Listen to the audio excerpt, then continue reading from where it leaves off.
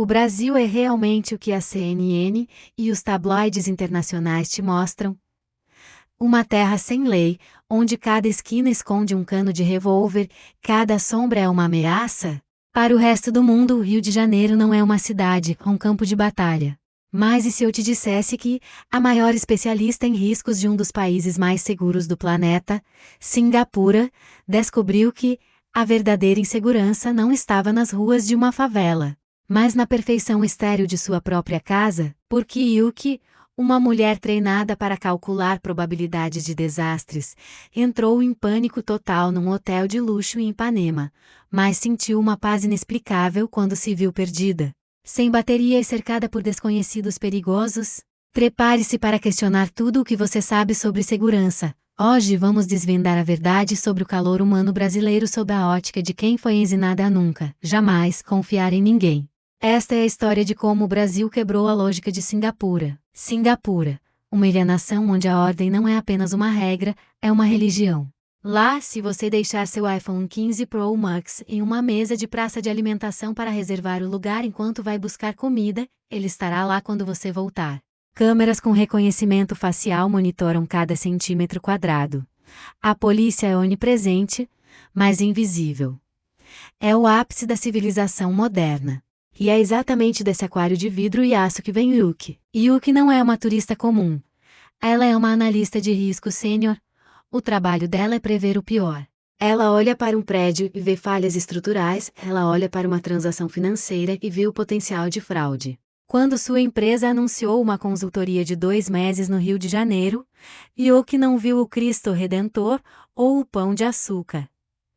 Ela viu uma mancha vermelha de estatísticas de criminalidade. Antes de embarcar, Yuki criou o que ela chamava de o protocolo de sobrevivência gringa. Ela passou meses estudando mapas de calor de assaltos. Ela decorou as rotas de fuga. Ela comprou uma doleira blindada, aprendeu a esconder o celular em lugares inimagináveis e decidiu que não usaria nenhuma joia, nem mesmo um relógio barato. Para Yuki, o Rio não era uma cidade de férias, era uma missão de infiltração em território hostil. O choque começou no momento em que as rodas do avião tocaram a pista do Galeão. Enquanto os outros passageiros sorriam e se preparavam para as férias, Yuki sentia o suor frio. Ela observava cada funcionário do aeroporto com desconfiança. No táxi, um carro que ela exigiu que fosse rastreado por 3 aplicativos diferentes, ela não olhou para a beleza da Baía de Guanabara. Ela olhou para as janelas. Por que não são blindadas? Ela se perguntava, enquanto motorista, um senhor simpático chamado Edmilson tentava puxar conversa. Primeira vez no Rio, moça? Vai adorar. Hoje o dia tá lindo para um mergulho. Yuki apenas assentiu, com o coração disparado. Na cabeça dela, aquele motorista era um informante. Por que ele queria saber se era a primeira vez dela? Ele estava checando se ela era uma vítima fácil. Edmilson aumentou o rádio, e uma bossa nova suave preencheu o carro. Para Yuki, aquele som era apenas ruído que a impedia de ouvir se uma moto estava se aproximando. Ela chegou ao Hotel Ipanema, um dos metros quadrados mais caros do país. Mas para a mente de uma analista de Singapura, as grades nos prédios vizinhos e a presença de seguranças privados na calçada eram sinais de uma guerra iminente. Ela se trancou no quarto, checou a trava da porta 3 vezes e empurrou uma poltrona contra a entrada. Ela estava segura. Ela estava protegida. E ela nunca se sentiu tão apavorada em toda a sua vida. A segurança de Yuki era baseada na distância. Em Singapura, você está seguro porque ninguém se aproxima. Aqui, ela via as pessoas se abraçando na rua, falando alto, rindo com desconhecidos. Para ela, essa hospitalidade era uma falha de sistema. Como as pessoas podiam baixar a guarda dessa maneira? Como podiam ser tão vulneráveis? Passaram-se 5 dias, e Yuki só saía do hotel para o escritório da empresa em um carro blindado, de porta em porta. Ela evitava olhar nos olhos de qualquer pessoa na calçada. Ela via os vendedores ambulantes e pensava, olheiros de gangues.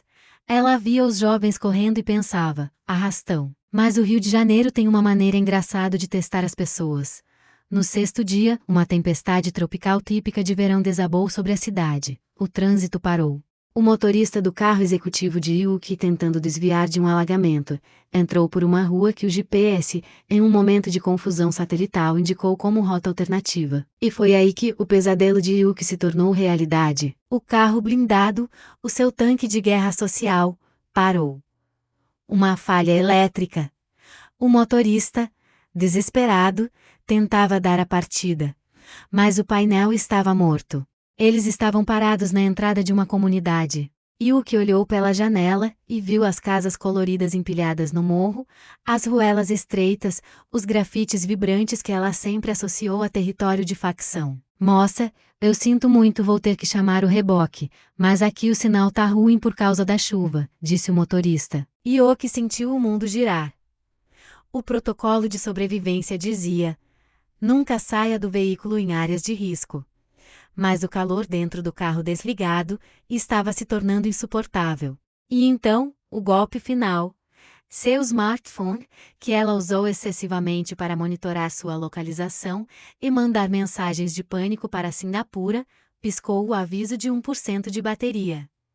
E apagou. Pela primeira vez em 10 anos, Yuki estava desconectada. Sem GPS. Sem tradutor. Sem contato com a empresa. Sem o cordão umbilical digital que a mantinha ligada à civilização. Ela saiu do carro, cambaleando, com sua pasta de couro de luxo apertada contra o peito. A chuva tinha parado, deixando apenas aquele vapor quente subindo do asfalto. Ela começou a andar tentando achar uma avenida principal, mas cada curva parecia levá-la mais para dentro do labirinto de becos. As estatísticas na cabeça de Yuki gritavam: probabilidade de ser abordada nos próximos 5 minutos, 85%. Probabilidade de violência física, 40%. Ela via homens sem camisa jogando dominó em uma mesa de bar. Via mulheres pendurando roupas. Na sua mente analítica, ela era uma presa exótica em um ninho de predadores. Ela chegou a uma bifurcação. Onde ela estava? Vidigal. Rocinha? Cantagalo? Para ela, os nomes não importavam, eram todos sinônimos de perigo. Ela sentou em um degrau de cimento, o rosto coberto de suor e lágrimas de frustração. Ela era uma das mulheres mais brilhantes de Singapura, uma especialista em prever o futuro, e agora, ela não sabia se chegaria viva aos próximos 10 minutos. Foi então que ela ouviu passos pesados de cinelo de borracha batendo no chão úmido. Yuki fechou os olhos. Ela preparou sua mente para o que as notícias diziam ser inevitável. Ela pensou em sua conta bancária em Singapura e seu apartamento minimalista e silencioso e sentiu uma tristeza profunda. Ela ia morrer em um lugar cheio de cores e barulho, um lugar que ela nunca se deu ao trabalho de entender. Ei, gringa! Tá passando mal, fia? Uma voz feminina, rouca mas firme, cortou o ar. Yuki abriu os olhos lentamente. Diante dela não estava um criminoso armado, mas uma mulher de cerca de 50 anos, com um avental de cozinha e um sorriso que parecia não se importar com o fato de Yuki ser uma estranha total. Yuki tentou falar, mas o português que ela decorou sumiu. Ela apontou para o celular morto. Ela apontou para a rua, perdida. A mulher, que os vizinhos chamavam de Dona Raimunda, olhou para Yuki, olhou para a pasta de couro cara e soltou uma risada alta balançando a cabeça. "E meu bem, você tá mais perdida que cego em tiroteio. Vem cá, entra aqui. Tá branca que nem um papel, o sol de hoje não tá pra brincadeira e essa tua roupa de executiva tá te sufocando." Yuki hesitou. Todo o seu treinamento dizia, nunca entre na casa de um estranho, mas o olhar de Dona Raimunda tinha algo que Singapura nunca lhe ofereceu. Não era a segurança de uma câmera de vigilância. Era a segurança de uma autoridade humana. Uma espécie de segurança orgânica que as estatísticas não conseguem medir. Yuki deu o primeiro passo para dentro daquela casa pequena, com o cheiro de feijão fresco e café. Ela estava cruzando a fronteira do seu mapa do medo. Ela estava entrando no coração do Brasil, lugar que ela passou a vida inteira aprendendo a odiar e temer. E pela primeira vez desde que pousou no Rio, seu batimento cardíaco começou milagrosamente a desacelerar. Ela ainda não sabia, mas sua análise de risco estava prestes a sofrer um erro de cálculo de 100%. Ela achava que estava entrando na boca do lobo, quando na verdade estava sendo resgatada pela única força capaz de vencer qualquer protocolo de segurança: A humanidade sem filtros. Yuki deu um passo para dentro da casa de Dona Raimunda como se estivesse entrando em uma zona de radiação. Seus pés calçados com sapatos de grife italiana que custavam o equivalente a 6 meses de aluguel naquela comunidade, pisaram no chão de lajota vermelha gasto pelo tempo, mas impecavelmente limpo. O contraste era violento. De um lado, a mulher que calculava riscos globais. Do outro, a realidade nua e crua de quem vive com o básico, mas transbordo que o dinheiro não compra. O cérebro de Yuki estava em curto-circuito. Por que ela me convidou? Onde estão os cúmplices dela? Será que esse café tem algum sedativo? Os pensamentos paranoicos, alimentados por anos de treinamento em Singapura e meses assistindo a noticiários sensacionalistas sobre o Rio, batiam contra as paredes de seu crânio. Mas o cheiro era o seu ponto fraco, não era o cheiro estéril dos aeroportos ou o perfume caro dos escritórios de luxo. Era cheiro de alho fritando, de café passado na hora de vida. Senta aí, minha filha. Tira essa pasta da frente. Ninguém vai te roubar aqui dentro não. Sossega o facho, disse Dona Raimunda, enquanto empurrava um banquinho de madeira para perto da mesa. Yuki sentou, ainda abraçada à sua pasta de couro. Ela observou a sala. Uma TV antiga passava um programa de fofocas no volume alto, fotos de netos, batizados e casamentos adornavam uma estante de metal, e um filtro de barro, a maior tecnologia de filtragem do mundo. Como diriam os brasileiros, descansava no canto da cozinha. Dona Raimunda não perguntou o nome de Yuki, nem sua profissão, nem seu saldo bancário. Ela simplesmente colocou uma xícara de café fumegante e um pedaço de bolo de milho na frente da gringa. Bebê, vai te acalmar. Você tá tremendo mais que vara verde, ordenou a mulher, com aquela autoridade materna que não aceita não como resposta. Yuki tomou um gole. O calor do café desceu queimando, mas, ironicamente, foi como se ele estivesse derretendo o gelo que envolvia seu coração desde que chegara ao Brasil. Ela olhou para as mãos de Dona Raimunda, mãos calejadas, unhas pintadas de um vermelho vibrante, mãos que já tinham visto muita luta. Em Singapura, Yuki nunca tocava em ninguém que não fosse de seu círculo social restrito. Ali, ela sentia que estava sendo tocada pela alma de uma desconhecida. Meu celular. Morreu, Yuki conseguiu dizer, misturando inglês com o pouco português que sabia. E, o aparelhinho apagou? Relaxa. Ó Juninho. Vem cá, traz o carregador daquele teu celular novo, que tu comprou com o Pix. Grifou Dona Raimunda para o corredor. Um jovem de uns 19 anos vestindo uma camisa do Flamengo e com o cabelo cortado na régua, apareceu na sala. Para Yuki de 5 minutos atrás, ele seria a definição de ameaça. Para Yuki de agora, ele era apenas o Juninho. Tranquilo, tia. Qual é a entrada? Tipo C ou iPhone? Perguntou o rapaz, com uma naturalidade que desarmou Yuki. Em menos de 2 minutos, o telefone de Yuki estava carregando, na única tomada disponível da sala, ao lado de um ventilador barulhento. Juninho não tentou roubar o aparelho, de $2.000. Ele sequer olhou para a marca. Ele apenas deu um joia e voltou para o que estava fazendo. O protocolo de risco de Yuki acabara de ser jogado no lixo. A probabilidade estatística de crime havia sido vencida pela lei da vizinhança. Enquanto esperava o celular ganhar vida, Yuki presenciou o que chamamos de segurança orgânica. Em Singapura, ela se sentia segura porque sabia que havia 90.000 câmeras monitorando cada passo seu. Se ela caísse na rua, um algoritmo detectaria o movimento e enviaria um sinal.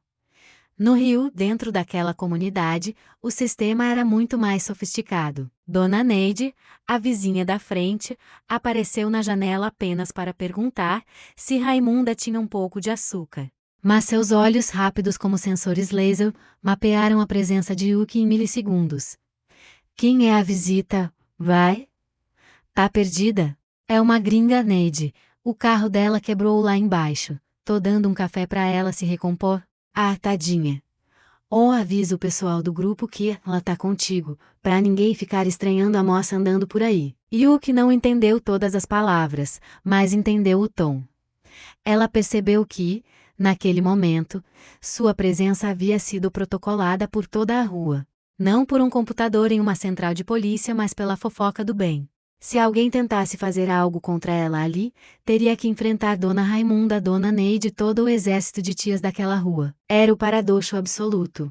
Yuki estava no lugar que o mundo chamava de perigoso, cercada por pessoas que a mídia descrevia como riscos. E, no entanto, ela se sentia mais protegida do que no saguão de seu hotel blindado em Ipanema. Ela começou a entender que, no Brasil, a segurança não é um produto que se compra, é um contrato social invisível. Em Singapura, você está seguro porque o Estado garante. No Brasil, você está seguro porque a comunidade decide te acolher. E o acolhimento para o brasileiro é uma questão de honra. Sabe o que é, minha filha? Começou Dona Raimunda como se estivesse lendo os pensamentos de Yuki enquanto servia mais café. O povo lá fora fala muita besteira da gente. Dizem que aqui é o inferno. Mas o inferno é o lugar onde ninguém se conhece. Aqui, se um espirra, o outro traz o lenço. Você pode ter todo o dinheiro do mundo, mas se não tiver quem olhe por você, você tá pobre do mesmo jeito. Aquelas palavras bateram em Yuki como um soco. Ela pensou em sua vida em Singapura. Ela morava no mesmo prédio há 5 anos e não sabia o nome de um único vizinho. Se ela morresse no seu apartamento de luxo, levaria dias para alguém notar. Lá, a ordem era perfeita, mas o silêncio era mortal. Aqui, o barulho era constante, mas a solidão era proibida. Yuki percebeu que passou a carreira inteira analisando o risco de perder coisas, dinheiro, bens, vida, mas nunca analisou o risco de não viver. O Brasil estava ensinando a ela que o maior perigo de todos é passar pela terra sem ser notado por outro ser humano. O celular de Yuki vibrou. 20%. O suficiente para chamar um transporte e avisar a empresa. Ela viu dezenas de mensagens de pânico de seus chefes e colegas. Yuki, onde você está? Acionamos o consulado, não saia do carro. Ela olhou para as mensagens e sentiu uma pontada de vergonha. Aquelas pessoas, assim como ela, estavam presas em suas bolhas de medo, olhando para o Brasil através de números e telas de computador. Elas não conheciam a Dona Raimunda. Elas não sabiam o sabor do bolo de milho quente. Eu preciso ir, disse Yuki levantando-se. Ela tentou oferecer dinheiro a Dona Raimunda como forma de agradecimento. Tirou uma nota de R$ 100 da bolsa. A reação da brasileira foi imediata e um pouco ofendida. Guarda esse papel, menina. Eu não te dei café por dinheiro, não. Te dei porque você precisava. Amizade e café a gente não vende. A gente oferece. Se quiser agradecer, quando chegar na tua terra, conta pra eles que aqui no morro tem gente de coração, viu? Yuki guardou o dinheiro, os olhos marejados. Ela não conseguia acreditar que alguém que tinha tão pouco se recusasse a aceitar algo de alguém que tinha tanto. Era a lição final de sua consultoria de risco. A generosidade brasileira não segue a lógica do capital. Juninho se ofereceu para acompanhá-la até a avenida principal. Vou contigo, moça. Pra você não entrar em beco errado de novo. E Roxxes, aqui o caminho é sossegado. Enquanto caminhava ao lado do jovem Yuki não sentia mais medo. Ela olhava para as pessoas nas calçadas, o barbeiro, a moça que vendia din-din, as crianças jogando bola e não via mais ameaças. Ela via uma rede viva de conexões humanas.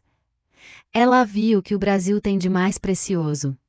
O seu povo, que transforma a escassez em festa e o perigo em hospitalidade. Quando finalmente chegou ao carro de resgate enviado pela empresa, o motorista, um segurança armado com cara de poucos amigos, saltou do veículo. Pronto para uma operação de resgate em zona de guerra. Ele olhou para Yuki, que estava sorrindo e se despedindo de Juninho com um tchau caloroso. Você está bem? Levaram alguma coisa? Te machucaram? Perguntou o segurança, frenético. Yuki entrou no carro, sentou no banco de couro climatizado e olhou para a comunidade sumindo pelo vidro traseiro. Sim, levaram, ela respondeu calmamente. O quê? O celular? A bolsa? Não. Levaram meu preconceito. E deixaram algo muito mais valioso no lugar. Yuki voltou para seu hotel em Ipanema. Ela olhou para a poltrona que tinha colocado contra a porta na primeira noite e deu risada. Ela a empurrou de volta para o lugar original. Ela abriu as cortinas e olhou para a cidade.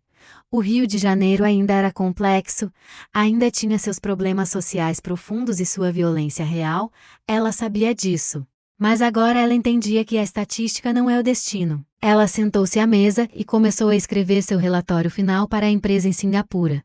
Mas não era um relatório sobre índices de criminalidade ou protocolos de trancamento. O título era O Fator Humano. Porque a segurança baseada na confiança supera a segurança baseada no medo. E o que concluiu que o verdadeiro risco é viver em uma sociedade tão segura que se torna desumana. Ela percebeu que preferia 1000 vezes a incerteza calorosa do Brasil à certeza gélida de Singapura. Porque no Brasil, se você cair, haverá uma dona Raimunda para te levantar com uma xícara de café. E em um mundo cada vez mais isolado por telas e algoritmos, essa é a única segurança que realmente importa. O Brasil não é para amadores, dizem por aí. Mas Yuki aprendeu que o Brasil é, acima de tudo, para quem tem coragem de sentir. Ela nunca mais olharia para um mapa da mesma forma. O vermelho das zonas de risco agora tinha para ela a cor do coração brasileiro. Muito obrigada por assistir. Se você gostou do vídeo, curta e se inscreva no meu canal. Até o próximo vídeo.